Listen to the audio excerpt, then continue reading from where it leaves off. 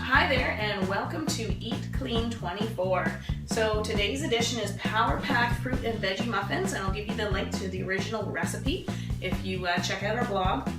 And this is what's left of today's recipe. So Jake has volunteered to eat up the muffin, and he was actually the inspiration of trying to find a recipe that would fit this idea of how do you get kids and adults to eat more veggies, and how do you limit their consumption of lousy baked goods. So this is it. So in this muffin actually was some broccoli, steamed broccoli and zucchini. There are also a couple of carrots, some apple. The recipe also calls for a nice ripe banana, so make sure you add that in.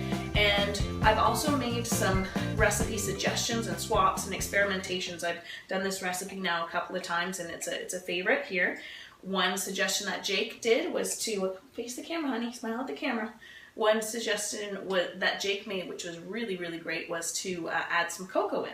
So that's made it a nice chocolate muffin. So when would you use these? Again, definitely as a kid's healthy option as a kid's snack or an adult snack. So if you're using it for a morning snack or an afternoon snack, a single small muffin is adequate. If you're using it as a post-workout snack, I probably recommend two of the smaller muffins to give you the adequate calories. Take a look again at the modifications that we did. If you are willing to experiment, the other things that I have done with this recipe, if you are gluten sensitive, I've switched up the flour and I've used a combination of coconut and kamut flour, and that worked out nicely. The other thing I've also tried is eliminating the white sugar that they call for, and I used medjool dates instead. So those are all things you can try. We've also tried adding some hemp seeds. You could do chia seeds.